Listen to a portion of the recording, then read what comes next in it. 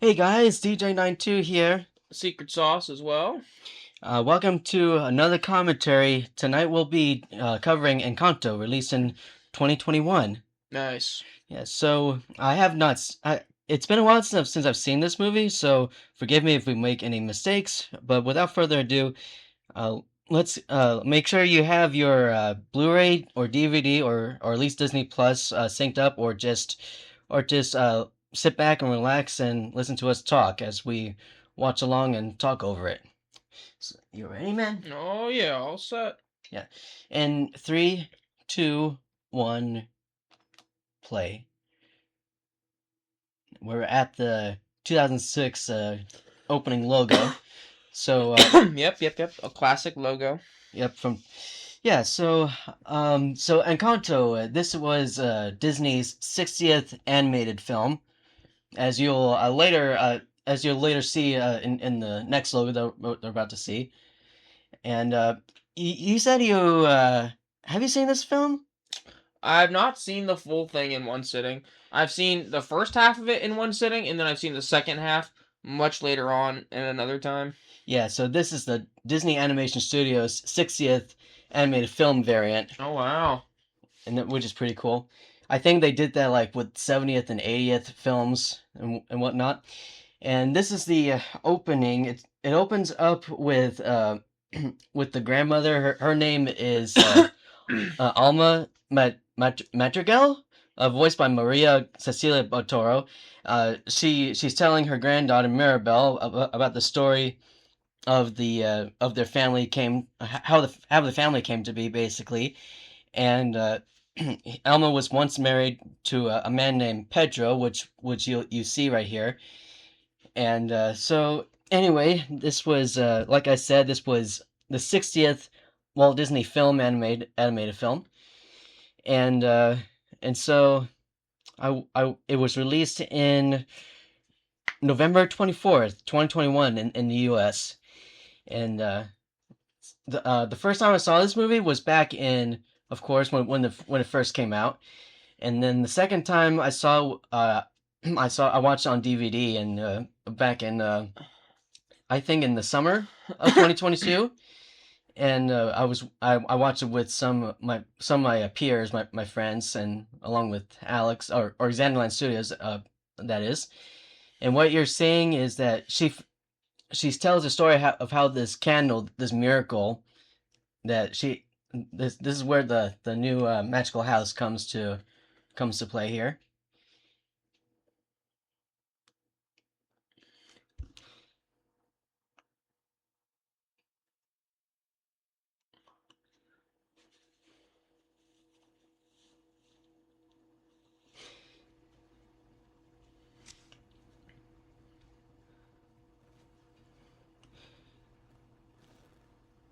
Oh, hold on a second.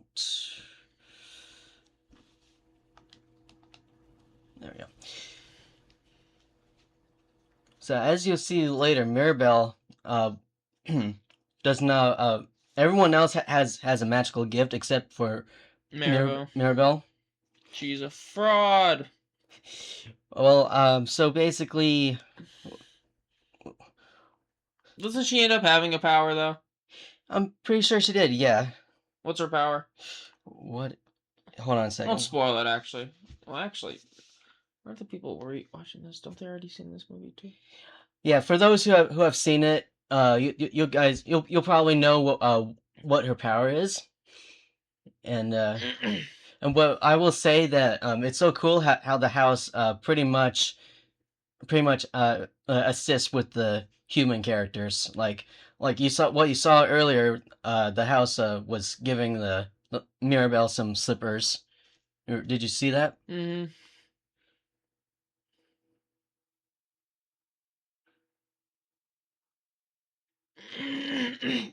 And here's the Encanto logo. Very pretty, very bright. And now we're up to the present day. Now Mirabelle is voiced by Stephanie Beatrice. She is Alma's youngest granddaughter. Is she causing all those floorboards to do that? No, she's not doing that. It's the magical house is doing it. Okay, I forgot the house is magical and does a bunch of stuff on its own. Yeah, it's kind of like being in the Beast, especially with the plates. Mm-hmm.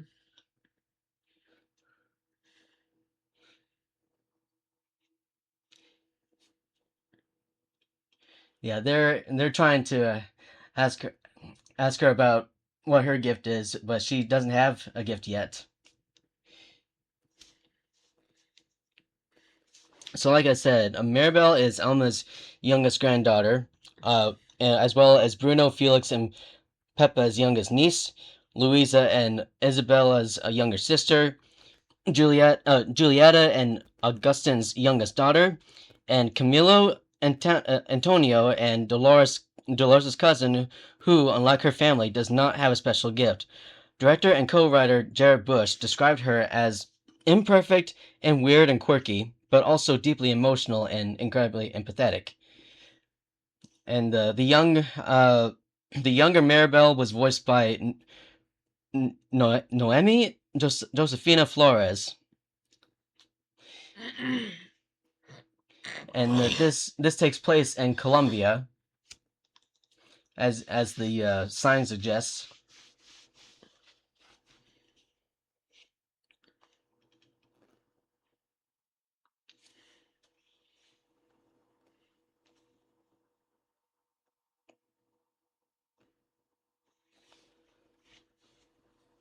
Oh yeah, the what you just heard there, the line "We don't talk about Bruno." A song. That's gonna be a song that we'll later hear throughout the film. Oh, what the mess? Did his arm just go from broken to fixed?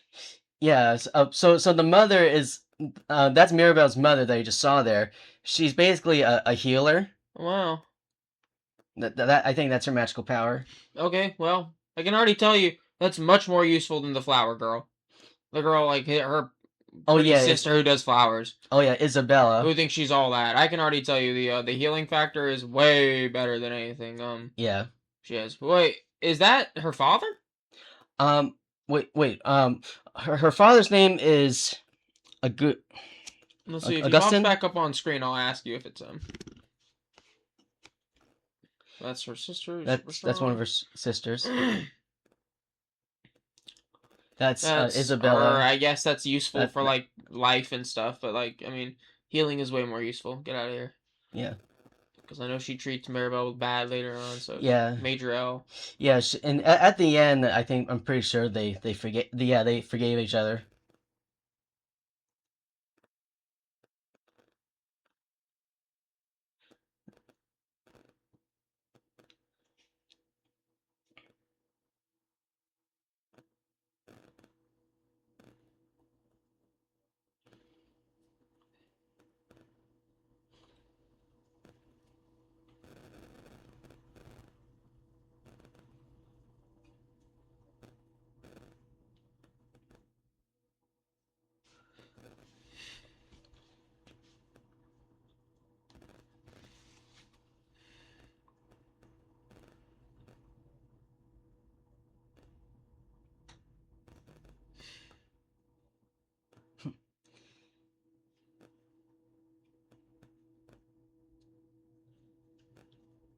So I believe that this song that you're hearing right now, that is, if I can get to it. Here, wait, hold on. If they show us, that's her mom, right? That was her mom, yeah. That's her dad, And right? that's her dad. Okay, what's her dad's power? Her father's power. Let me look up.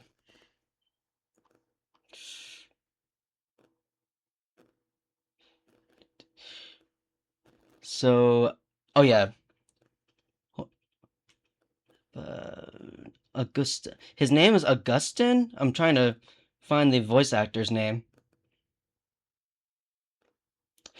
Oh yeah, he was voiced by Wilmer Valderrama, Maribel's father and Julieta's husband, whom Bush described as an accident-prone, as seen when he had different accidents revolving around him getting attacked by bees. Yeah, that was the guy who got. Don't know what is his power. That's what.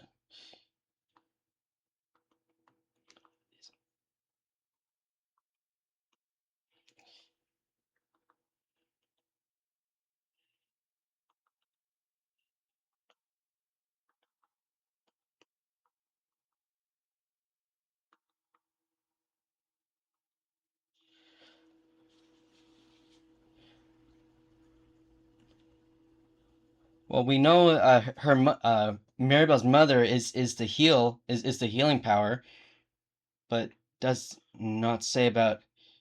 Oh wait. What about her father? That's what I meant to type down.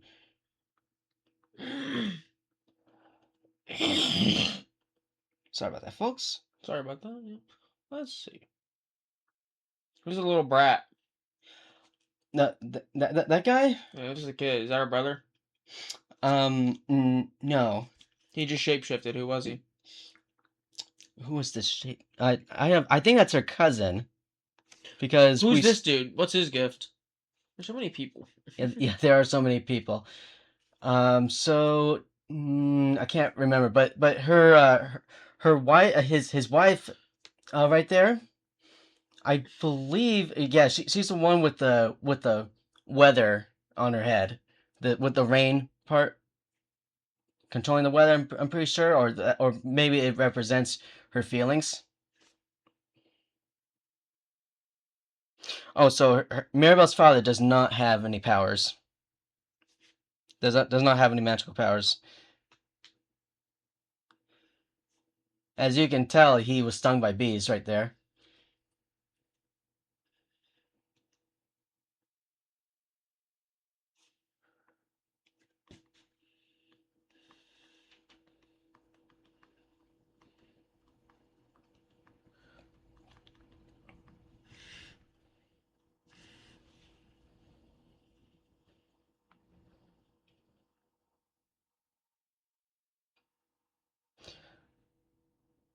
So Abuela, who is Mirabel's grandmother, she has no specific individual power, but she is the keeper of the miracle and the magical candle that grants gifts to the rest of the family.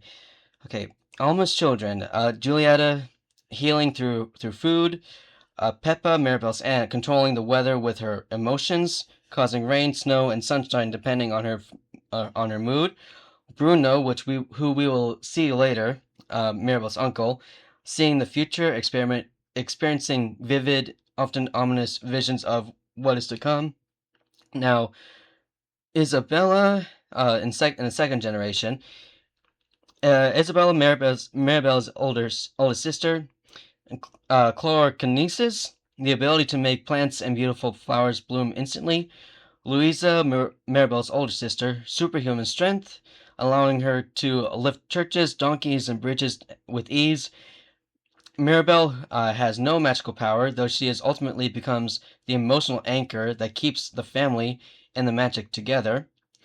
Dolores, Mirabel's cousin, super hearing, capable of hearing a pin drop or a whisper from miles away. Camilo, Mirabel's cousin, shape shifting. Yeah, the shape Sorry. shifting. Remember the shapeshifter Yes. guy? That was Camilo, Mirabel's Who's cousin. Camilo?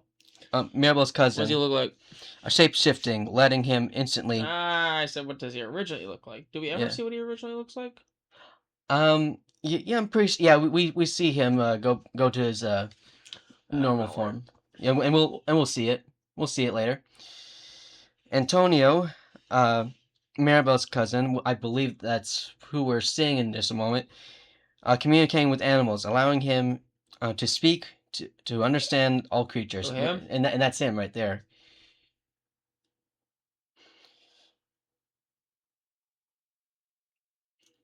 Wait, he already has a gift? Oh, he's getting it tonight. She's giving it to him. What? I think. So communicate. He already has has a magical power. By the way, communicating with animals, which we'll see later. That's what I'm saying. He has to be given that gift by the candle, though. Yeah.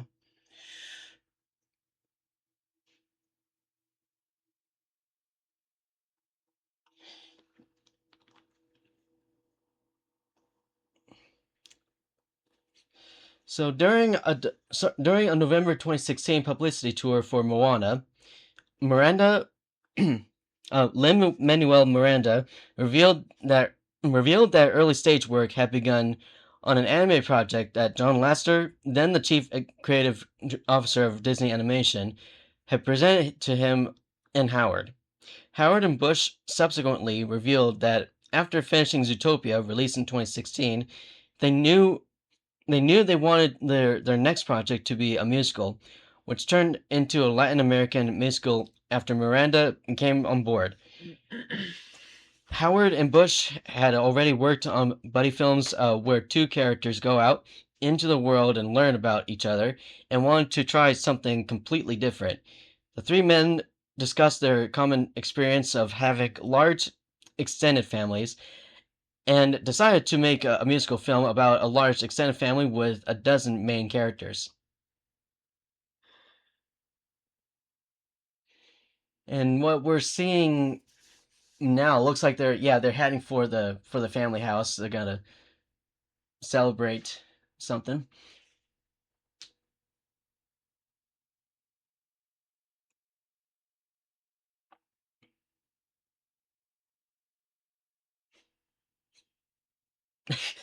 That's this yeah, that's a shapeshifter, and in his normal form he He's a has the cousin, so he's yeah their cousin. Okay, yeah. cool.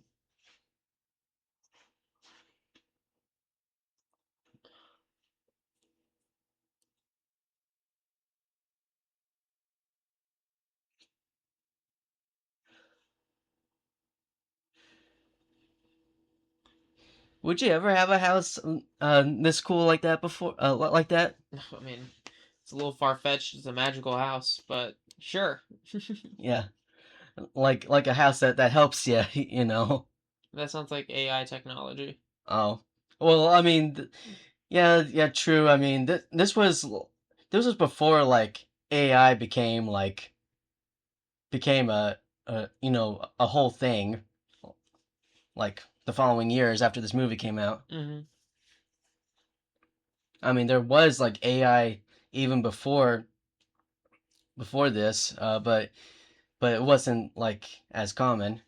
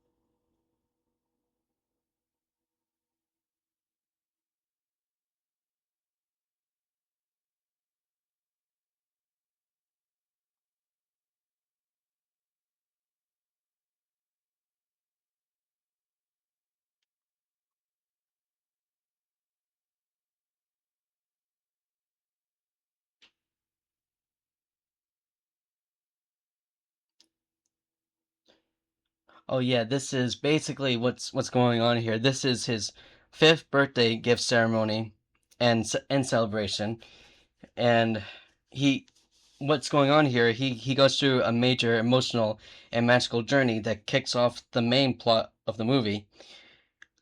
So he was like basically he was hiding in fear.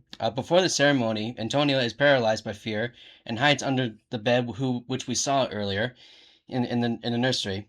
Because Mirabel's ceremony failed 10 years earlier, he is terrified that he won't get a gift either and will disappoint the family. Mirabel comforts him and gives him a stuffed jaguar to make him feel safe. And we saw him and Mirabel walk the aisle earlier.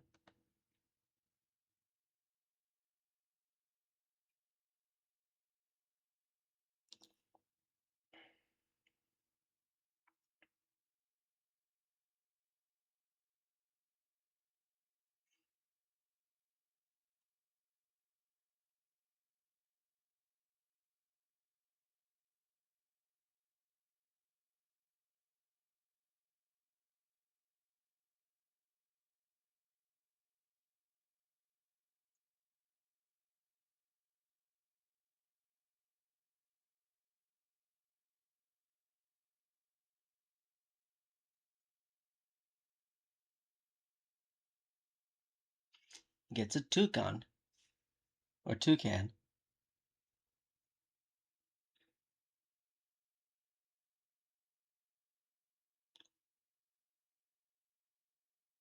He understands he understands how to communicate with animals. Nice.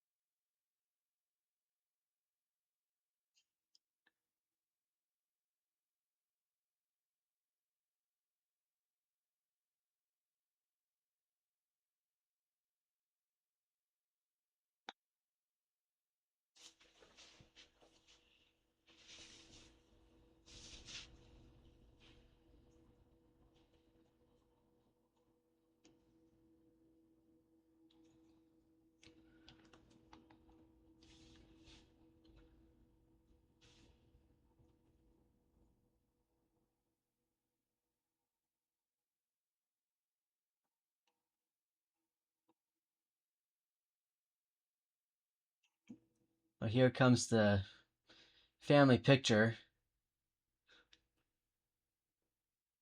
They didn't even take it with her. Yeah, she didn't even go into the picture there.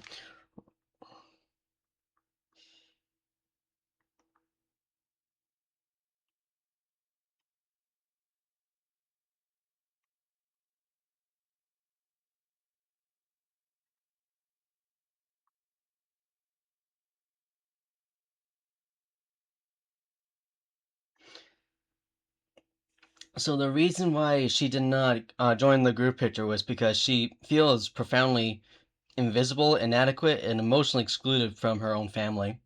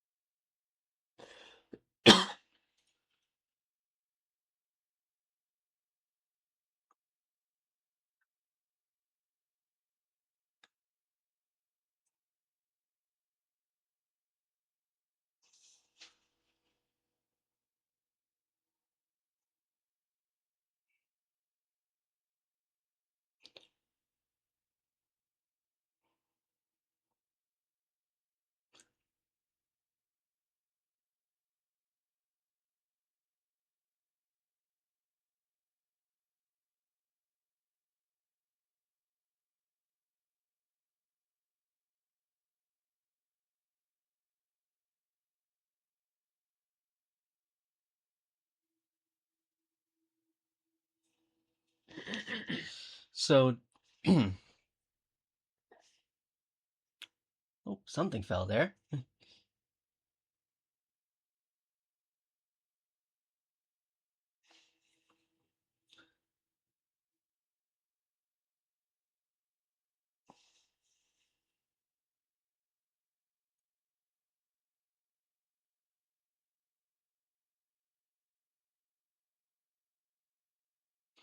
So what you're saying here, something is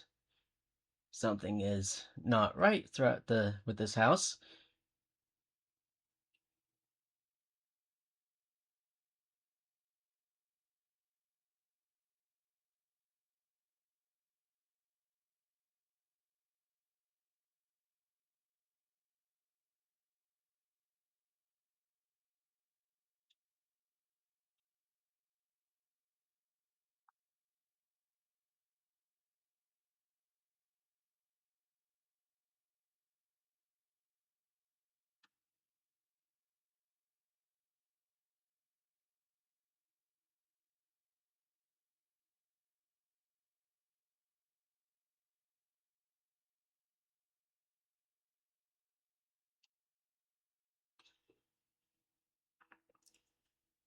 Yeah, she basically saw what's going on with the house, but then later, they Abuela and many others did not see that.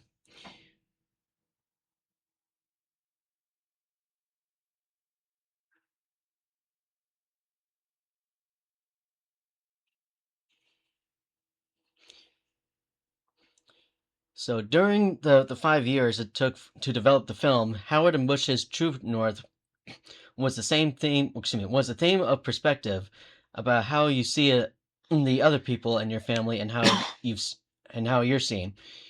They began by brainstorming ideas on a whiteboard. Early on, they made three important discoveries about families, which became the basis of the film's story. First, most of us don't feel truly seen by our families. Second, most of us carry burdens we never let our families see. And third, most of us are oblivious that nearly all of us, especially within our own families, feel the exact same way. In turn, it was Miranda who suggested that the vibrant, broad spectrum of Latin American music could best capture the complexity of family relationships.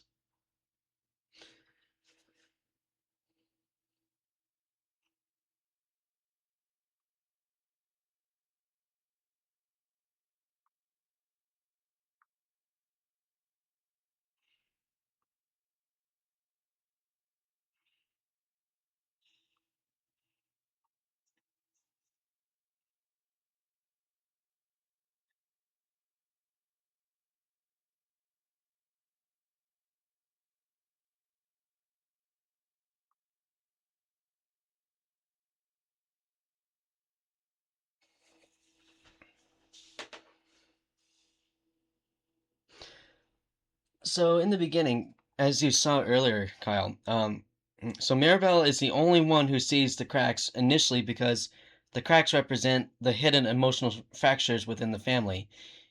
And Mirabelle is the only family member who is truly awake to see, quote unquote, awake to the family's underlying dysfunction. The reasons why the cracks appeared specifically to her and vanished when the others looked come down to a mix of narrative metaphors and the way the house, Casita, that's the house's name, communicates. The house, okay, the first thing, the house as an emotional mirror. Casita's magic is tied directly to the emotional health and unity of the Madrigals. I think that's the surname of the family. The cracks first burst open immediately after Mirabelle sings "Waiting on a Miracle," where she finally admits to herself how heartbroken and excluded she feels. Because Mirabelle is the emotional anchor of the house, Casita mirrors her internal pain by physically cracking. And second, the rest of the family is a living lie. The other family members are so deeply trapped in trying to maintain a facade of magical perfection that they are literally blind to the cracks. the metaphor, they cannot see the physical cracks in the walls because they refuse to acknowledge the emotional cracks in themselves, like Louisa's crushing anxiety or Isabella's hidden misery, which we will we will see later.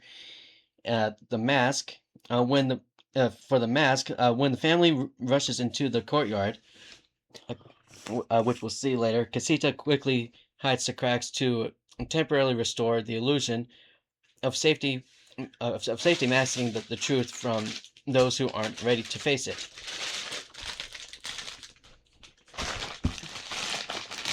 So the grandma knows stuff's going wrong. Uh,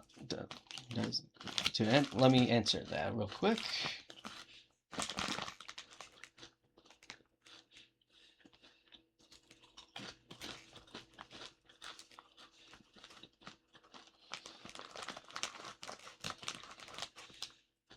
Yes, she does know. So even though she publicly denies it to the town and gaslights Maribel, the movie reveals that she has been secretly terrified about it for terrified about it for a long time, which we will see later.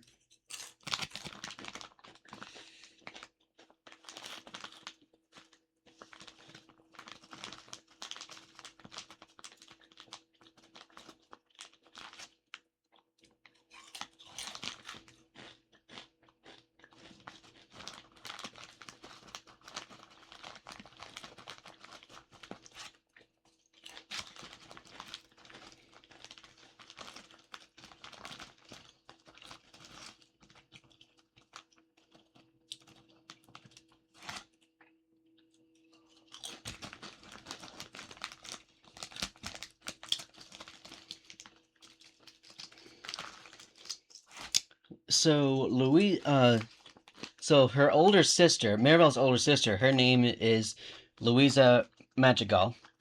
She is the older sister who is 19, has superhuman strength, and is the tallest of the family.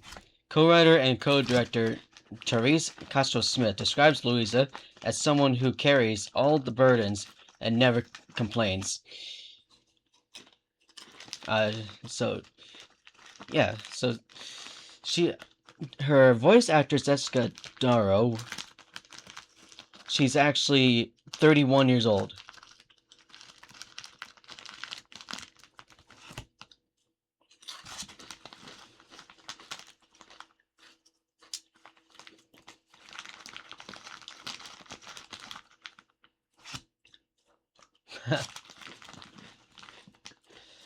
That shapeshifter.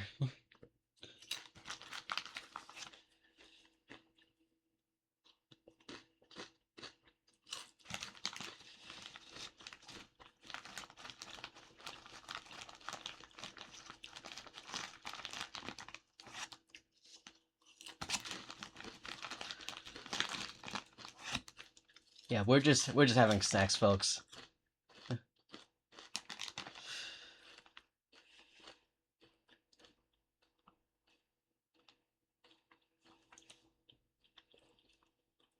So Louisa's problems basically she she is suffering from a severe burnout, overwhelming anxiety, and the crushing pressure of perfectionism.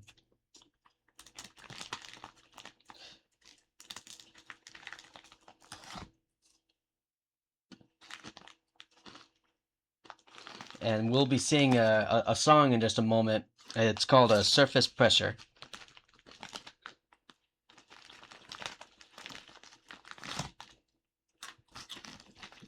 As you noticed, did you see that, Yes, Kyle? I saw it. Thank you, Sebastian.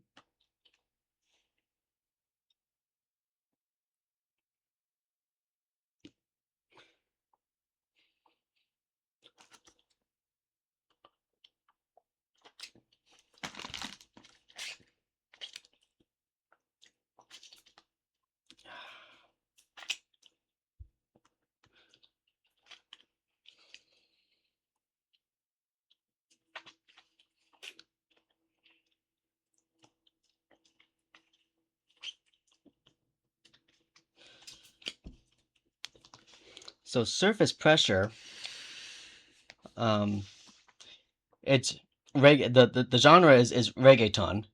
No, I'm pretty sure that is it's a style of popular dance music that originated in Puerto Rico. Oh, like Spanish reggae. That's pretty nice. I think when I first heard it, it sounds more like a like a electronic like music or something. Yeah.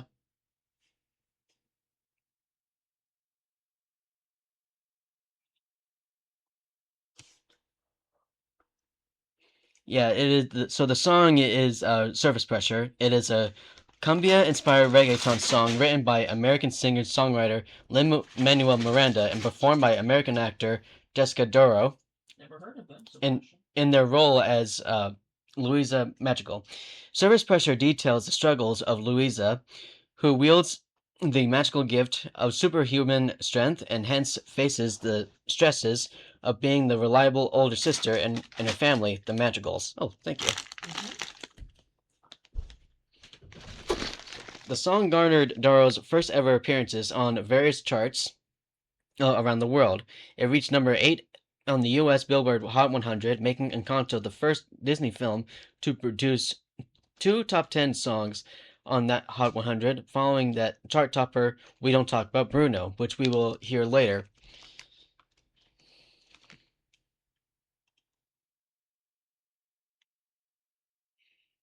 And the song appears as the third track on the film's soundtrack released by Walt Disney Records. American actor Jessica Doro performed the vocals of the song, which was written and produced by American musician Lin-Manuel Miranda. In the film, Surface Pressure is a song focusing on, yeah, like I'm pretty sure I mentioned it already. It's focusing on Louisa Magical, one of the older sisters of the main protagonist, Mirabel.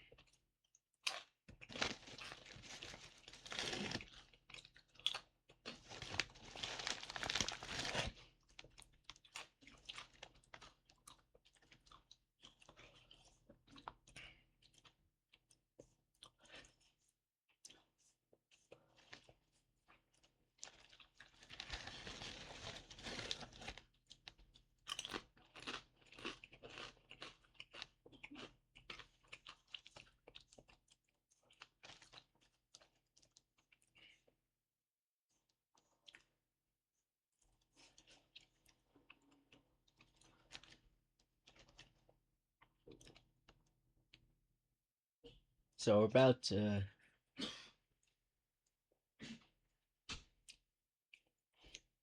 Mirabel's doing something.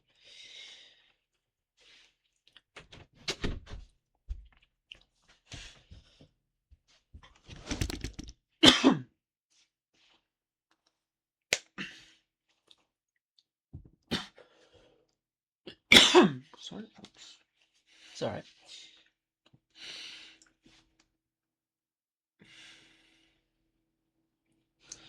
So where is she right now?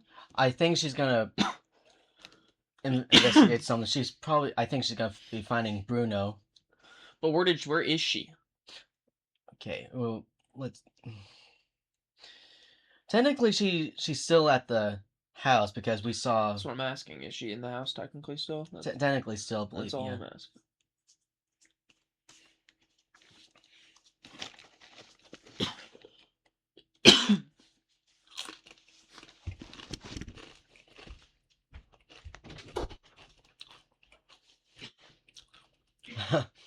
It's so funny how Maribel gets tired constantly.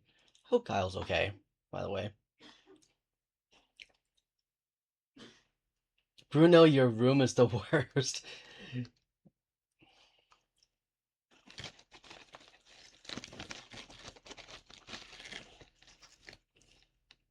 she, uh, she needs to find a different way to. She's gonna try to swing to the other side of there. Oh, this is a test of courage here. Yep. Yeah, have you seen Indiana Jones, Sebastian? I haven't seen all of them. No.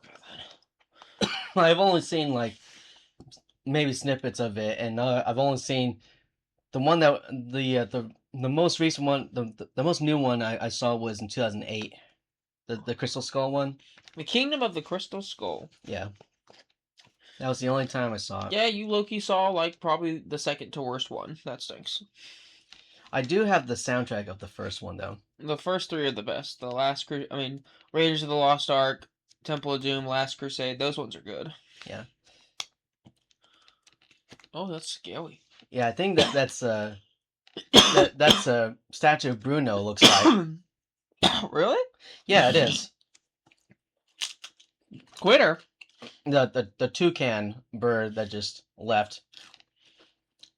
You called her a quitter? Mm, Why? I think she assumed that the toucan was helping her, but then he left. She's trapped. Mm-hmm.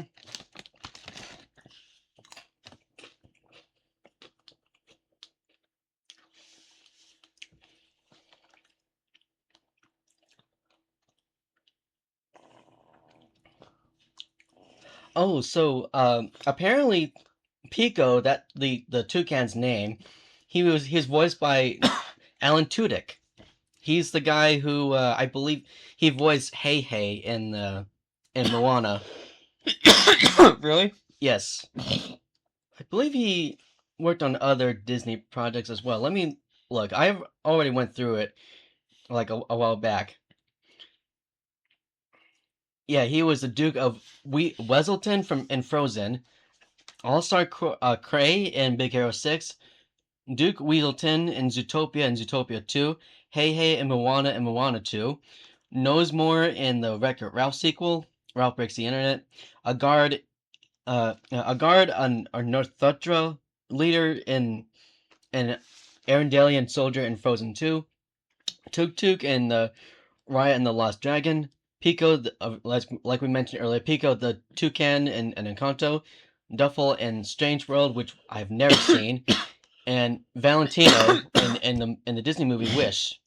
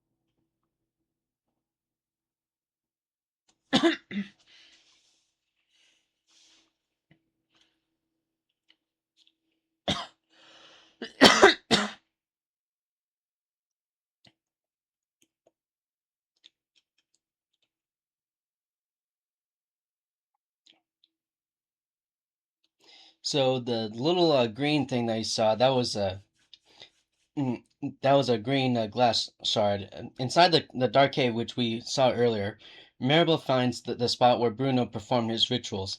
Scattered in the sand are glowing green glass shards. As she pieces them together like a puzzle, she uncovers Bruno's final prophecy, which we will see later.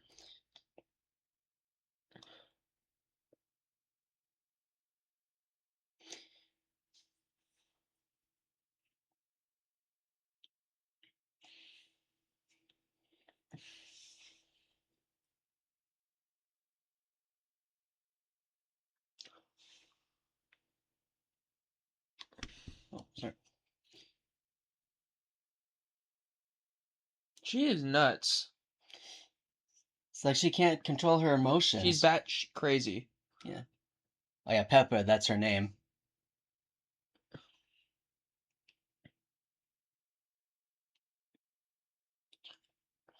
It's kind of like Inside Out with the with emotions and stuff. If you know what I'm saying.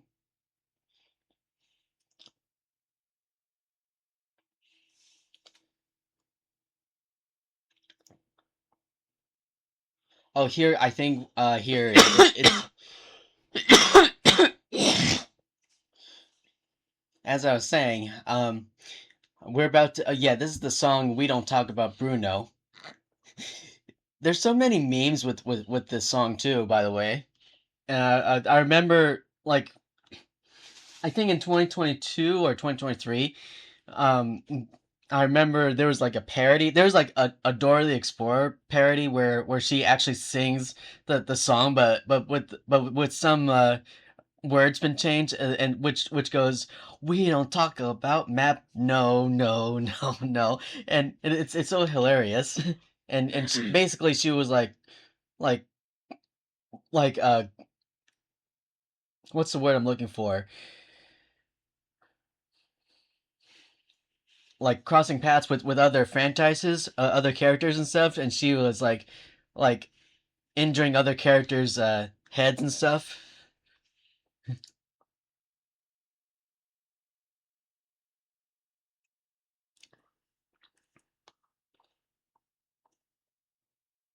So the song "We Don't Talk About Bruno," if I can get to the track listing,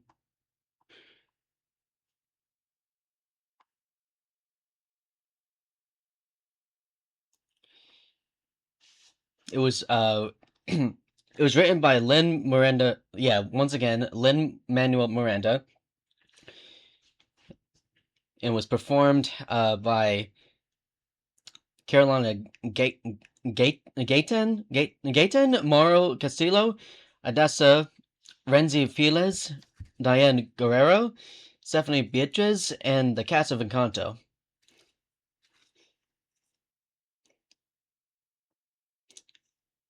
The song is featured in the fourth track on the film's soundtrack, which has been released in 46 languages.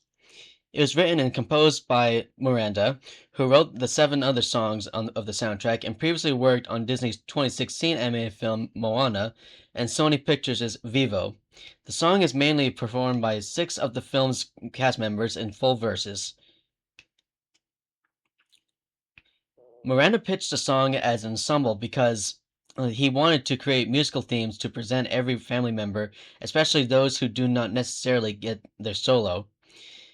He said he looked to a weekend in the country from A Little Night Music and Christmas Bells from Rent.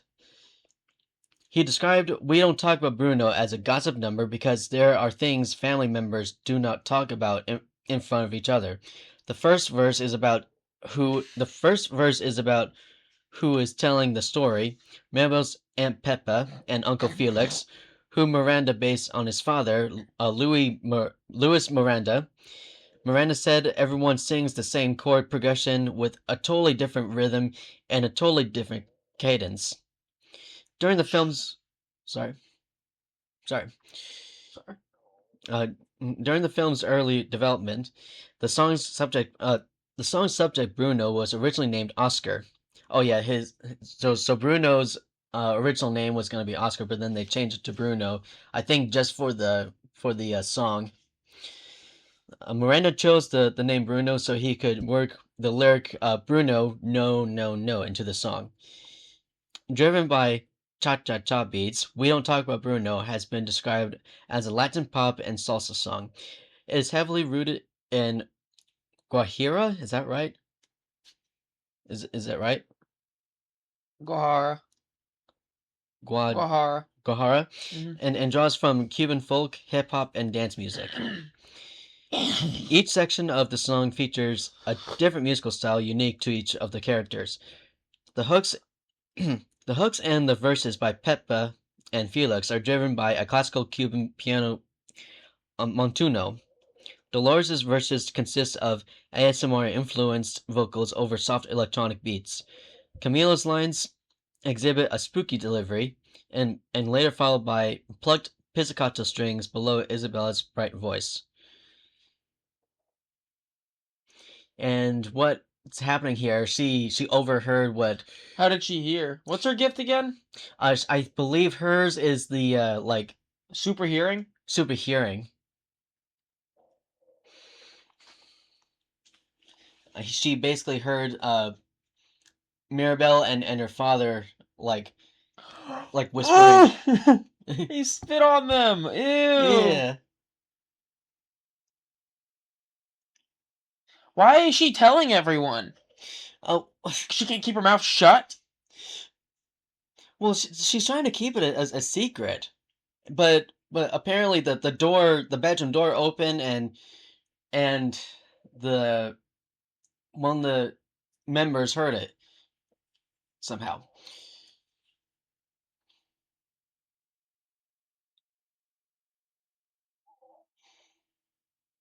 As fast as you can!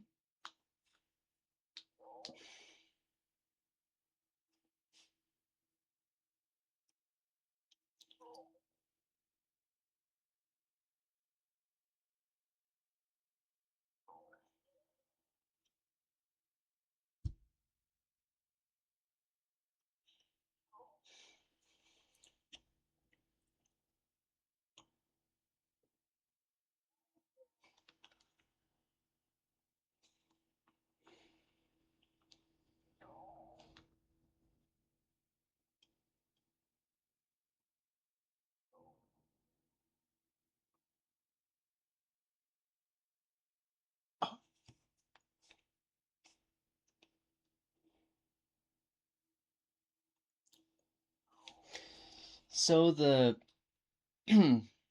so Mariano Guzman, uh, Isabella was going to marry him, as we saw earlier. However, as we will see later, I don't want to spoil into that.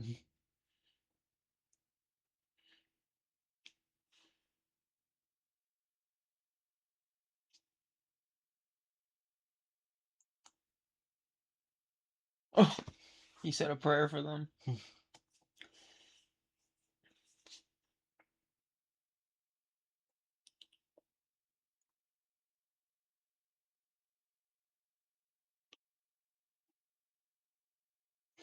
Yeah, base. Oh no, the shards are.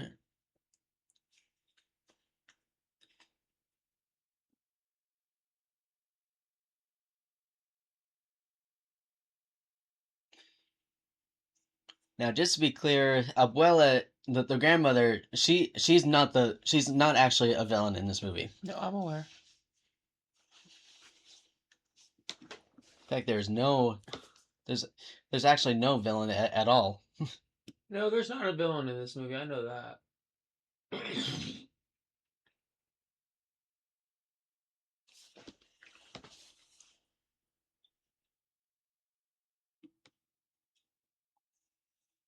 Think we're about to meet Bruno in just a moment. Bruno! Oh my goodness. Yep.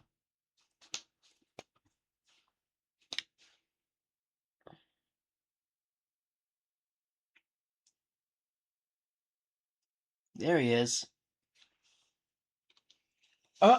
Scary. Mm-hmm.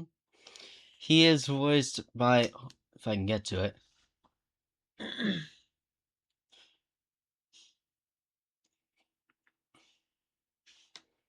He is voiced by John Leguizamo. Sorry if I mispronounced his last name. He is Mirabelle's 50-year-old ostracized uncle who has the ability to see and create visions of the future. Bruno also has two other personalities, Hernando and Jorge. Huh.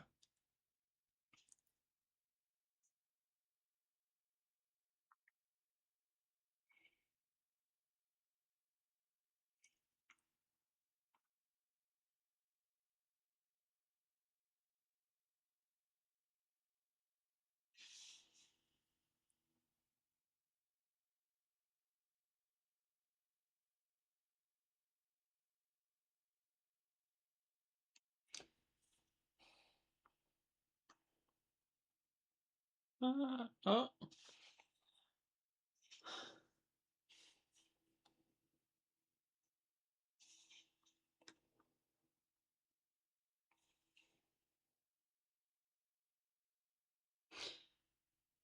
So the word casita, it means little house. In case you guys are wondering.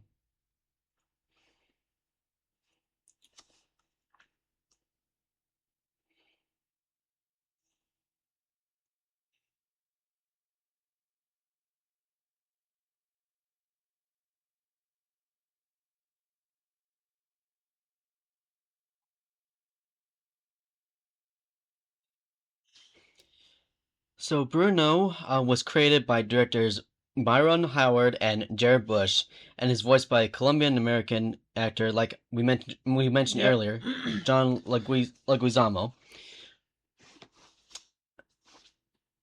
His name was chosen by songwriter Lin Manuel Miranda, as we mentioned earlier, in which family members and townsfolk share gossip and anecdotes explaining why they fear Bruno's prophecies.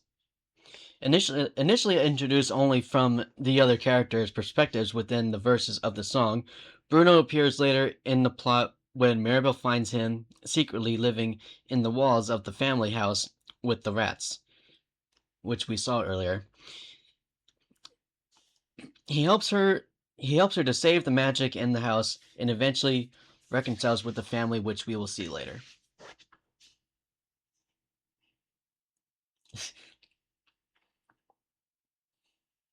Those little rats there. Rats. We don't like rats. Yeah, rats are scary. I'm pretty sure. I'm not a big fan of rats. Rats.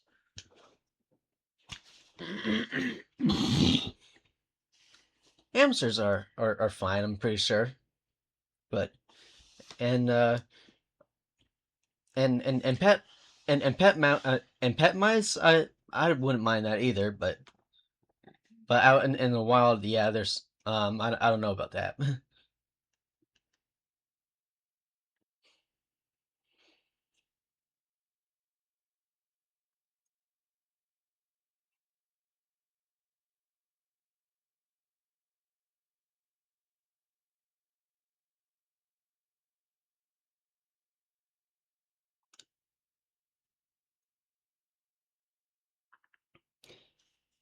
So Encanto was the hardest film to was the quote hardest film to date for heads of animation Renato dos Anjos and Kira Letomaki, because they were asked to fully develop a dozen characters as opposed to other animated films which primarily featured two or three characters out of a large cast. Accordingly, the characters required a degree of complexity that Disney Animation had previously never achieved. Journalist Edna Liliana Valencia Murillo was the Afro Caribbean consultant and contributed greatly towards Felix, Dolores, and Antonia's designs. According to Howard, certain characters' Afro Latin hairstyles were essential. Disney veterans Ian Gold. Oh, hold on. Before I get to that, here you'll see. I'm pretty sure that's his vision of what's to come.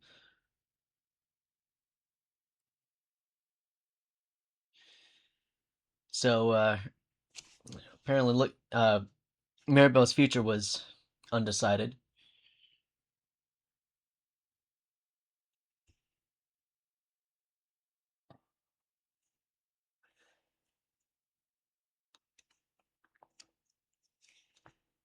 So as I was saying, Disney veterans Ian Gooding and Lorelei Bove were hired as production designers for the film. Lorelei and her sister, Lorelei and her sister, costume design lead Naise Bove, hoped to represent the film's various communities as well. NASA requested Colombian consultants, which included an anthropologist and botanist. Botanist. Botanist, excuse me.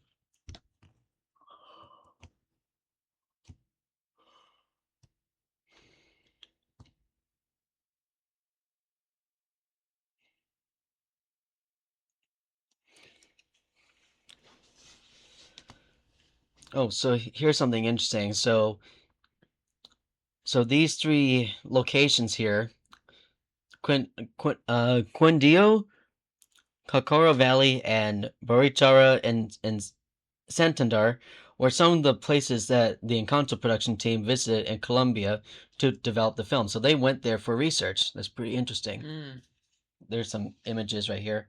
that's pretty. The animators were challenged by the directors to make Mirabel distinctively different from all prior Disney heroines or Disney female characters. She had to be both capable and imperfect, but not merely just clumsy. The casita was inspired not only by traditional Colombian homes, but films in which houses come alive, especially Beetlejuice, released in 1988.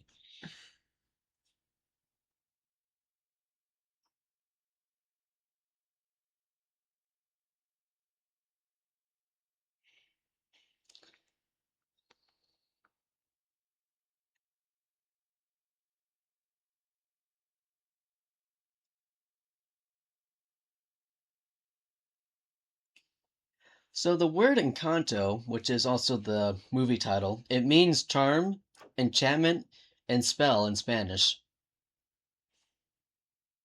It is derived from the verb encantar, to enchant.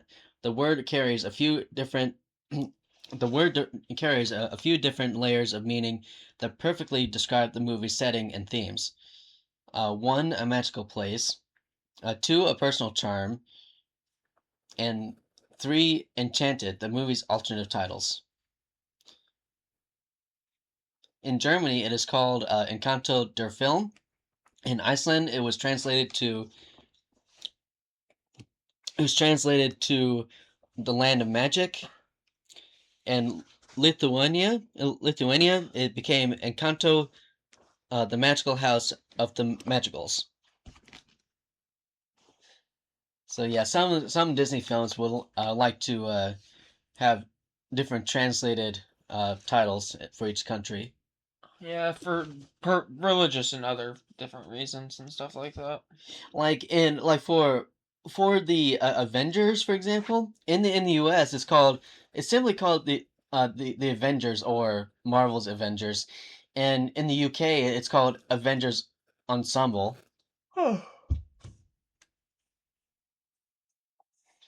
And also as for Zootopia, in here in the U.S. it's called, yeah, Zootopia, whereas in the UK it's called, in Europe I believe it's called Zootropolis.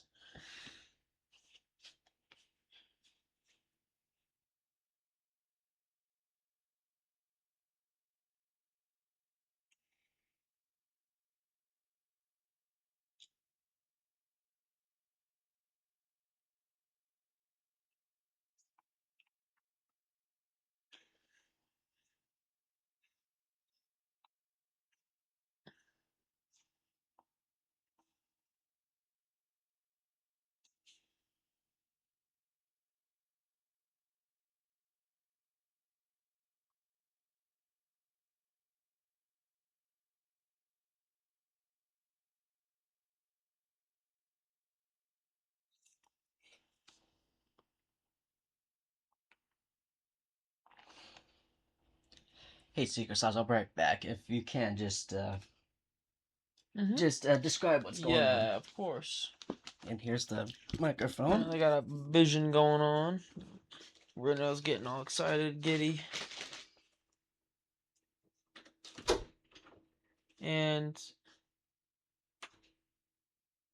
the vision showed that she needs to be nice to her sister, or they need to get along. Because it doesn't sound like their sister, they get along very well together.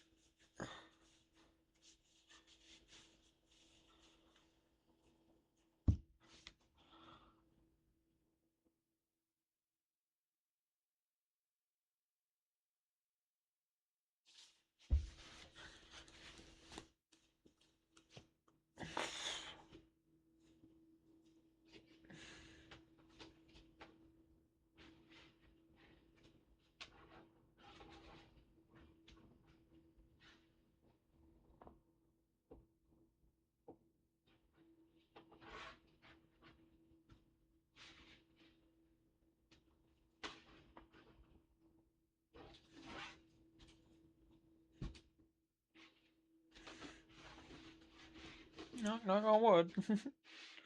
Oh, knock on wood. Sure. Brenna's a goofy character. Alright, now she's got to reconcile with her sister to save the magic somehow, which I don't think this is going to work one bit. But I'm more than happy to watch them try. Let's see if they've got it in them.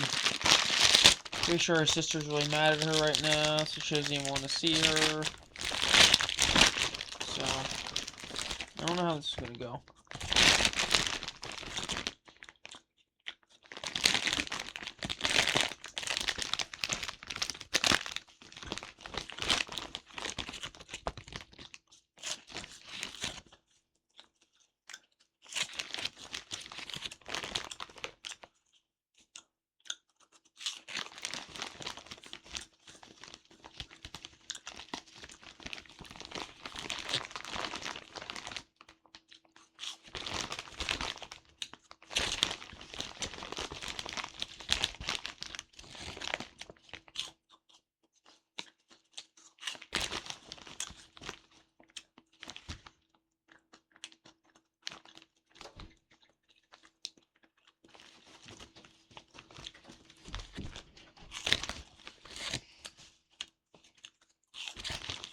So we're now at a scene where Mirabelle talks to Isabella.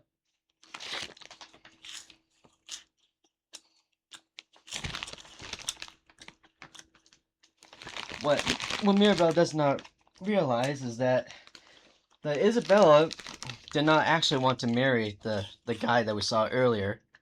Remember? Mm-hmm.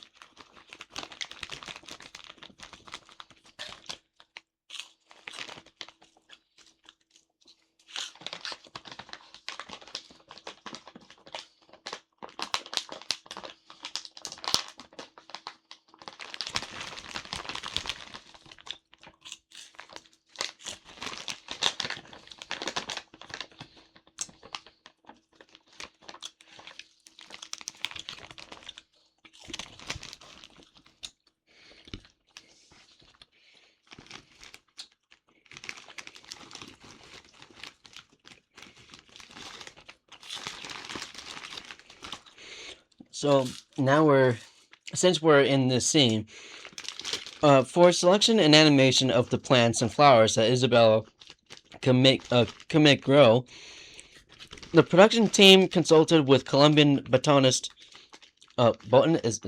what's the word, botanist? Botanist, Felipe Zapata. His advice allowed appropriate plants to be selected and then shown in accurate detail. The river of jacarandas and strangler figs and the casada of sundew that Isabel produces are all based on this input. Plants in the background scenery are also realistic. These included the iconic but now vulnerable wax palm and dramatic Cecropia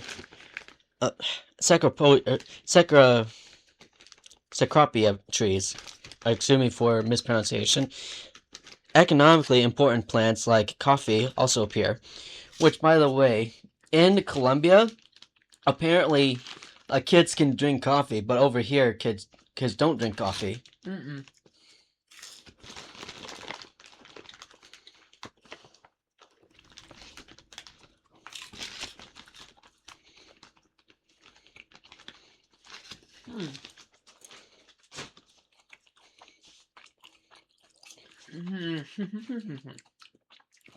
Now the sisters are getting along. Wow, it only took a song. Mm-hmm.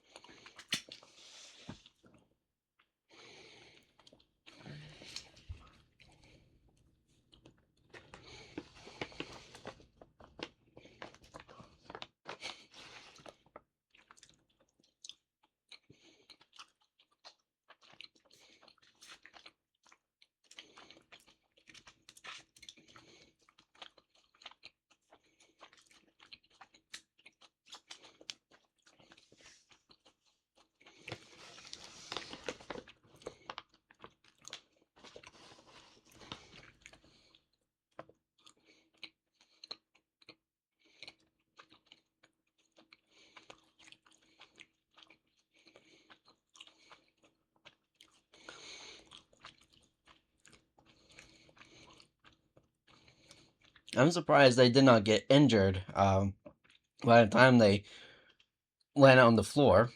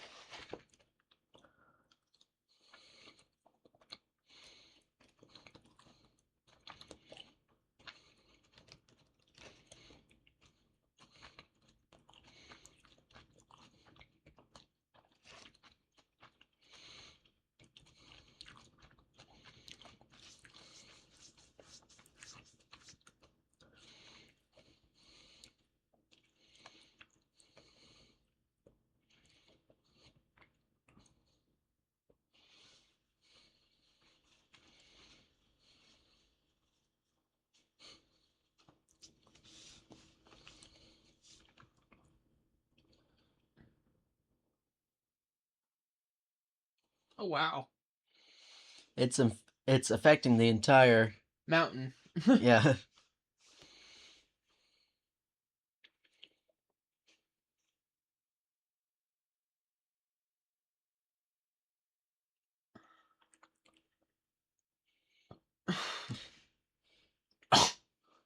W.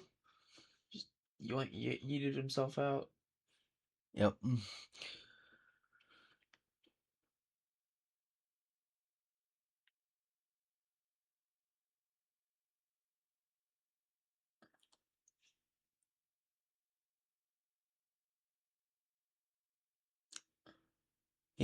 She got the candle just in time.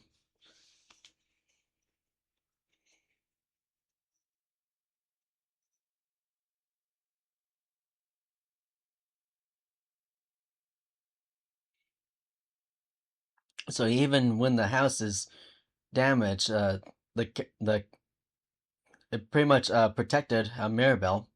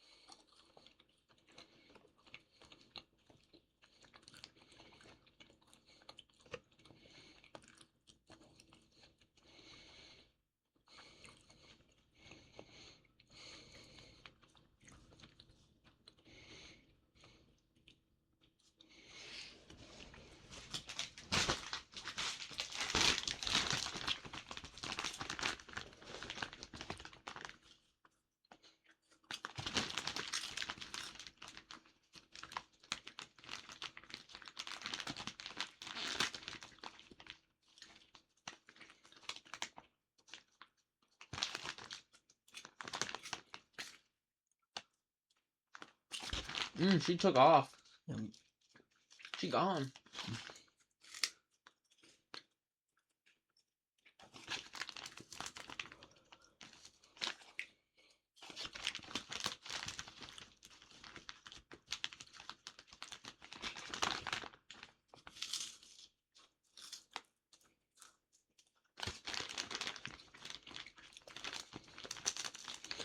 Now they're looking for her.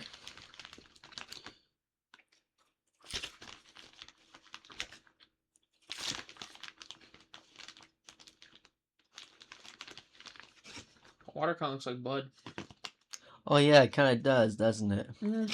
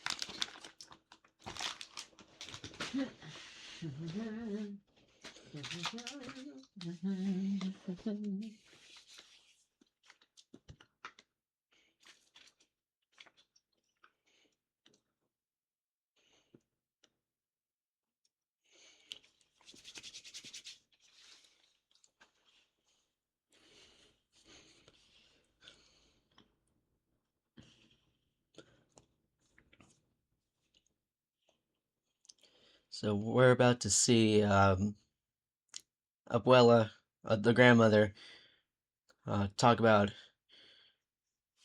what happened in her life.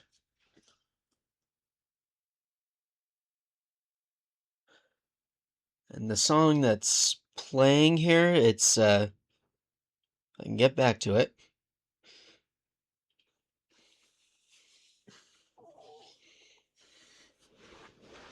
It's called Dos Orguitas, also known as Two Little Caterpillars. It's a Spanish language song from Disney's 2021 animated musical feature film Encanto.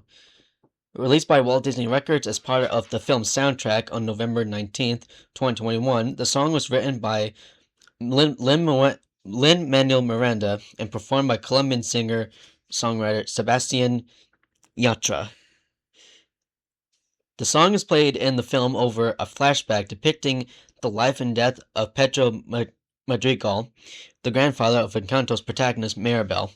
The lyrics are in Spanish, but an English language version of the song titled Two Orguitas plays over the end credits.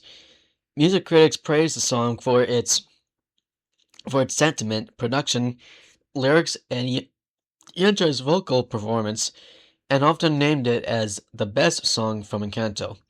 Commercially, Dos, Dos Orguitas entered the top 40 of the U.S. Billboard Hot 100 and marked Yatra's first ever appearance on the chart. The song was nominated for Best Original Song at the 94th Academy Awards, but lost to No Time to Die by Billie Eilish. No Time to Die, that's the song of that's the title track of the movie that came out in 2021 as well, in which we will be covering that like in the future commentary.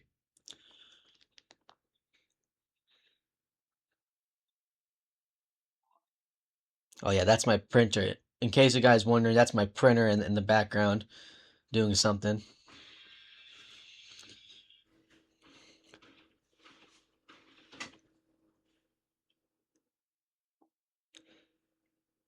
So the song was first. This song was the first song Miranda wrote completely in Spanish. The amount of Spanish was was far outside his comfort zone. Miranda said it was important to me that I write it in Spanish rather than write in English and translate it because you can always feel translation. His goal was to write a Colombian folk song that felt like it had always existed, which he thought would make which he would thought which he thought would make the painful family history depicted in the accompanying anime sequence easier to watch.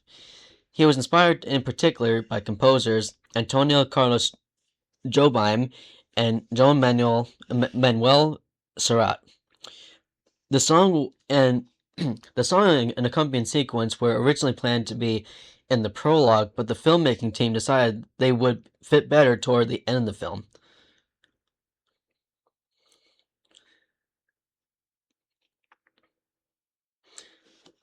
And so, uh, as this scene suggests, they're uh, they're forgiving each other here.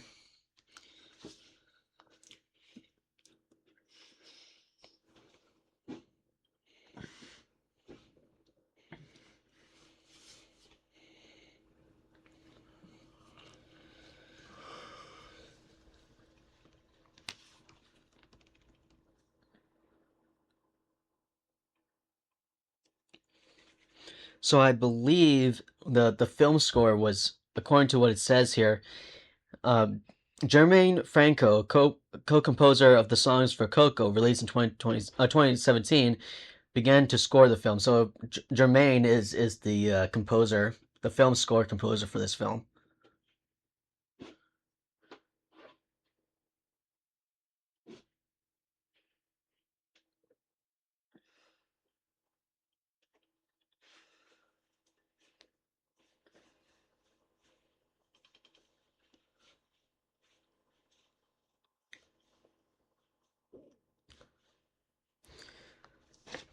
So Encanto is the first Walt Disney Animation Studios film since Winnie the Pooh, released in 2011, to employ the taller 1.85 by 1 aspect ratio instead of 2.39 by 1, a decision made to get closer to the characters. This layout was supplemented by romantic lighting. According to Howard, a romantic, meaning heightened in spirit, is the film's keyword in terms of the approach towards cinematography and lighting. The latter was also inspired by magical realisms due to the genre's heavy influence on the writing and characters. The directors aimed to use the film's optics to portray strong emotions.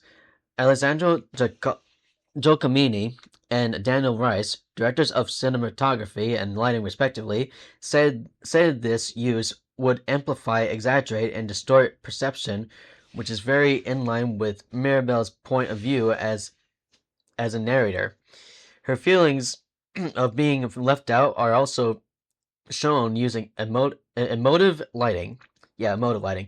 The directors frequently reminded the crew of the emotional subtext of every scene as well as the intricacies of the individual parts. The, that subtext was applied by Warner, Giacomini, and Rice in elaborate sequences such as the song Surface Pressure, which we saw earlier. here here are the here's the father all stung by bees again. That's funny.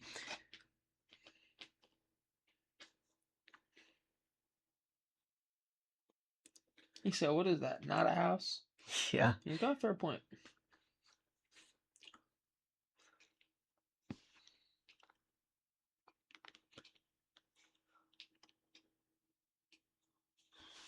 Let's see.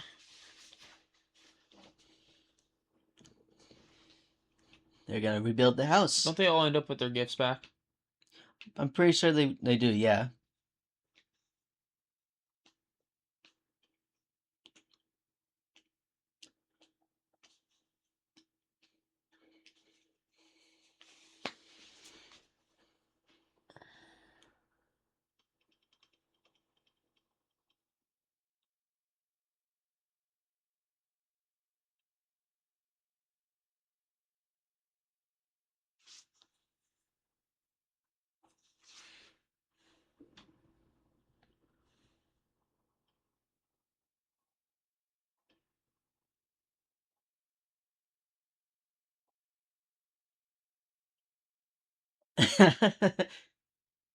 Yep, that is Bruno.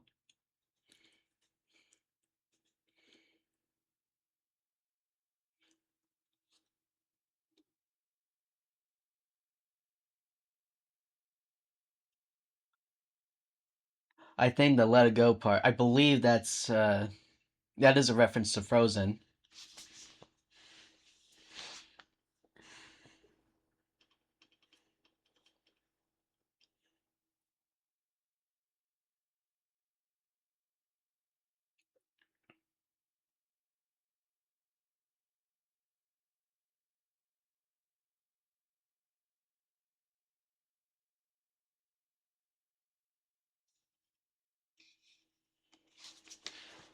Yep. Looks like yeah, they're Doesn't all. what's her name in the family? The girl who can hear really well. She likes the guy, right? Yeah, her name's Dolores. I believe that's her name, She likes the Dolores. big bronky guy, right? Yes.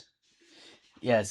So yeah, the guy was gonna marry Her. her. Yeah, Isabella, but Isabella wants to decided no, I don't want to marry you and stuff, and so she wants to. Oh, it's Reed.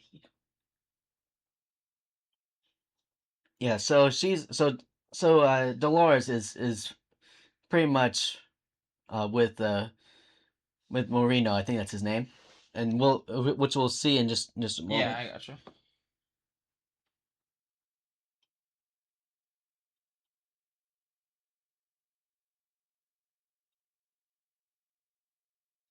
Here we go.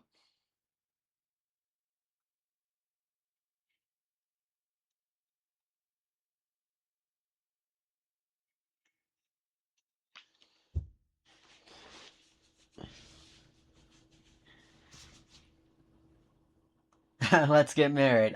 Slow down a bit.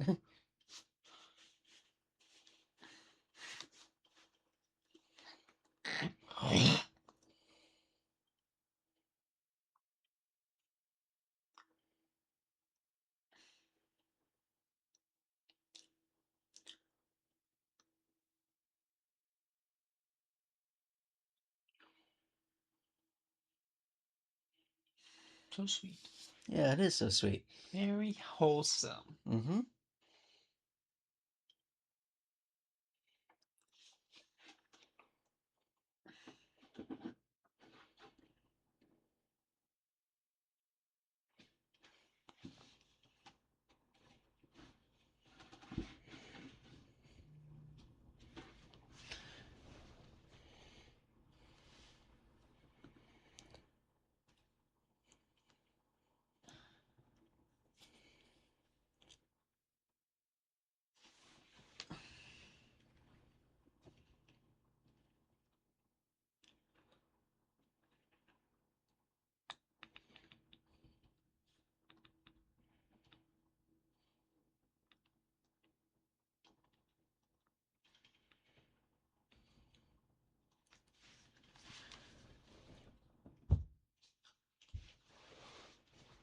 And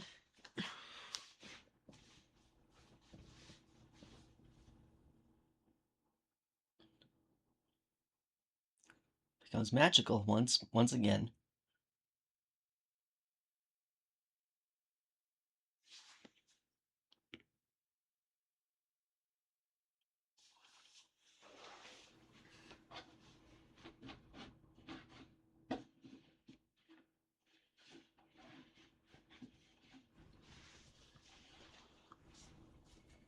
Yay, it's back.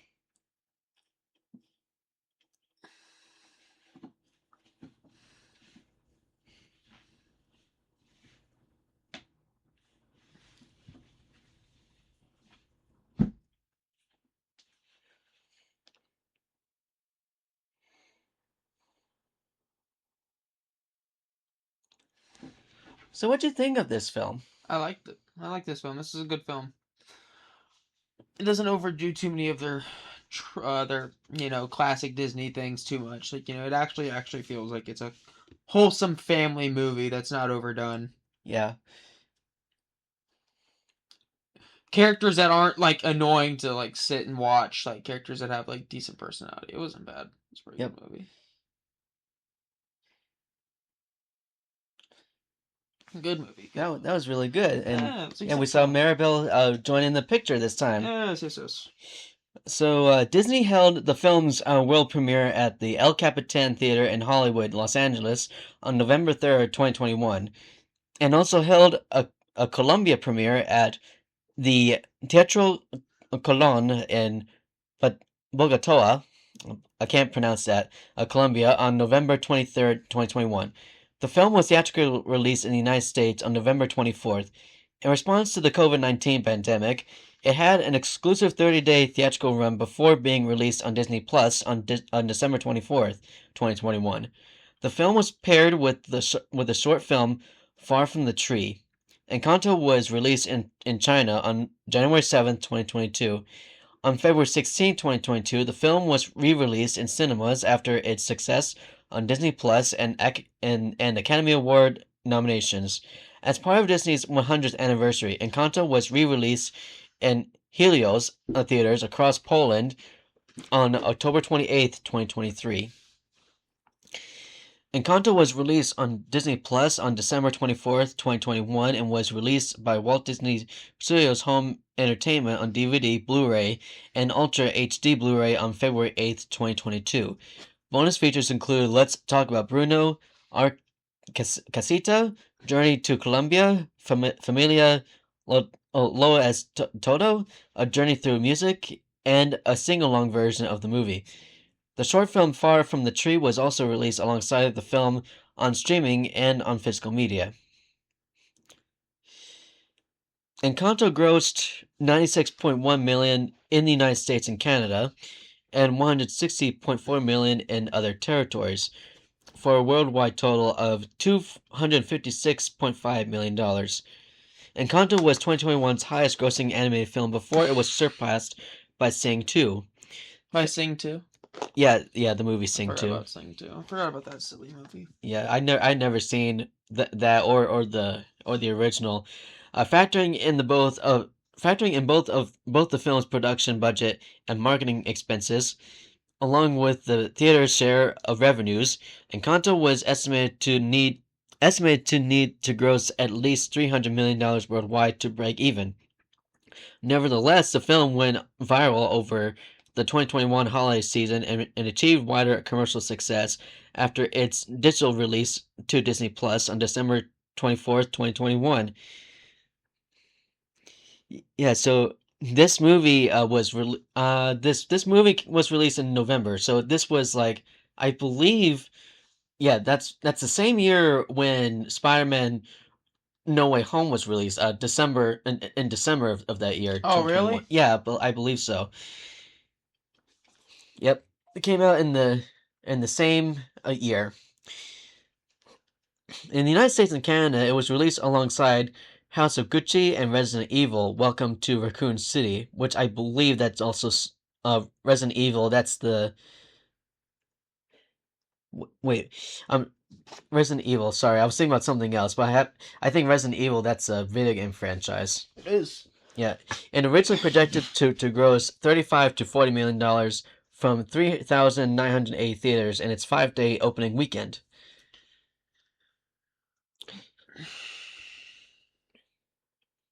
In the second weekend, it made $13.1 million, less than the second weekend results of The Good Dinosaur, which made $15.3 million. The Good Dinosaur, which is Pixar, was released in 2015.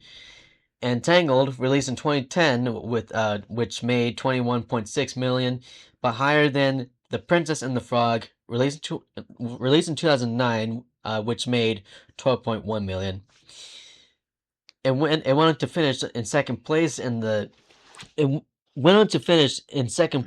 its third and fourth weekends, earning $10 million and $6.5 million respectively. Encanto received critical acclaim. News channel CNBC reported reviewers considered it among Walt Disney Animation's best films. Rotten Tomatoes gave a 92% score out of 210 critics' reviews. Yeah, their reviews they have some positive reviews, which is nice.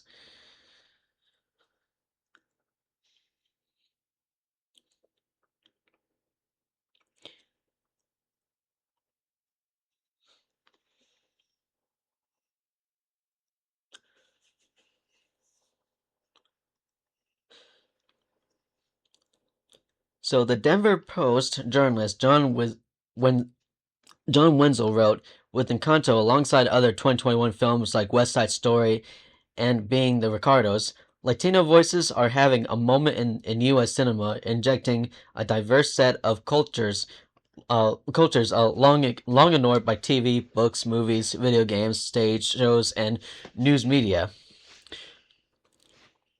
Pamela Avila, writing for USA Today, underscored that Encanto is Disney's first feature with an all Latin American cast, capturing the complicated tug and pull between older and younger generations and Hispanic families.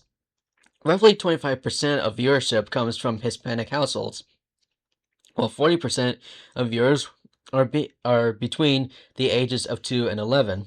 Oh, that's interesting. So yeah, West Side Story. Yes, there is a 2021 adaptation of West Side Story. There was a 1950s play, I believe, or cast recording that is, and there's also a 1960s live action film of West Side Story.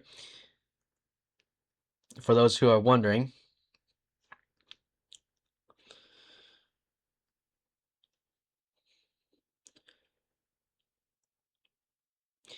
Encanto received nominations for Best Original Score and Best Original Song at the 94th Academy Awards, and won Best Animated Feature.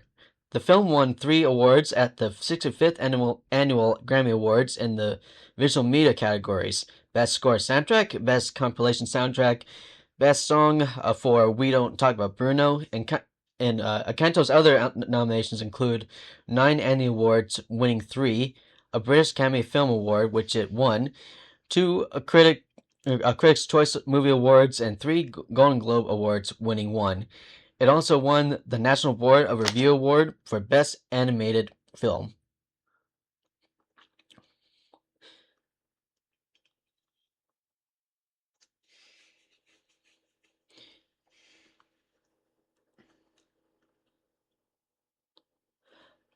Oh, have you heard of a short film called Once Upon a Studio? No, I have not heard that such.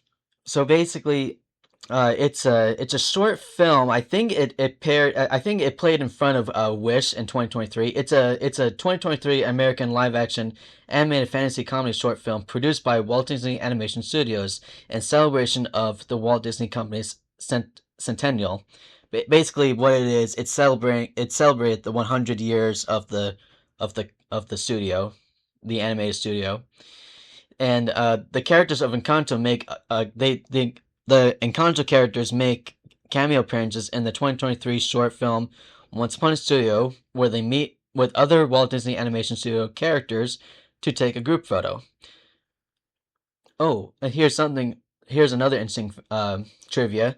The 2026 film Descendants, Wicked Wonderland of the Descendants franchise, includes the character Louis Madrigal, portrayed by Alexander Bird, who is the son of Louisa Madrigal and has the same strength as his mother.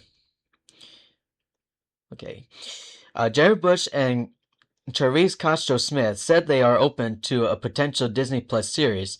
Bush stated he would be happy to see a show about any member of the family, and Castro-Smith shared that Miranda was very interested in creating a show about Dolores. Then Disney CEO Bob Chapek described Encanto as the company's latest franchise during a February 2022 earnings call. However, Miranda revealed in December 2024, 3 years after the film's release, "We have not talked about any Encanto sequels." In March 2025, John Leguizamo, I can't pronounce that, reported that the possibility of a sequel is in the works once the team in charge comes up with a storyline. Oh, so there might be an Encanto sequel, but who knows?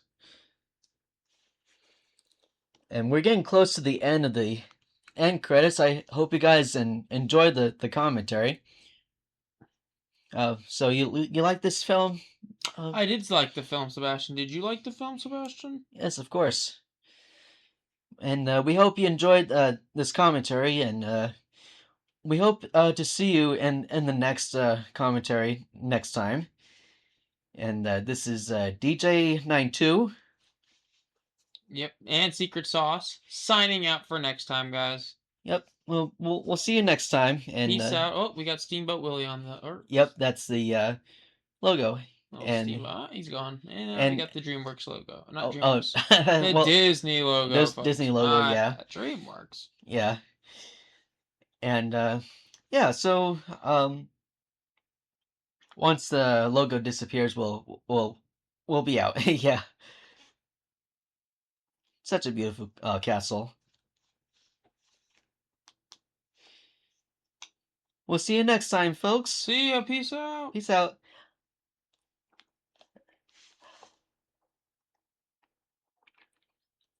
The commentaries and interviews on this disc are for piracy is not a victimless crime. For more information on how digital theft harms the economy, please visit www.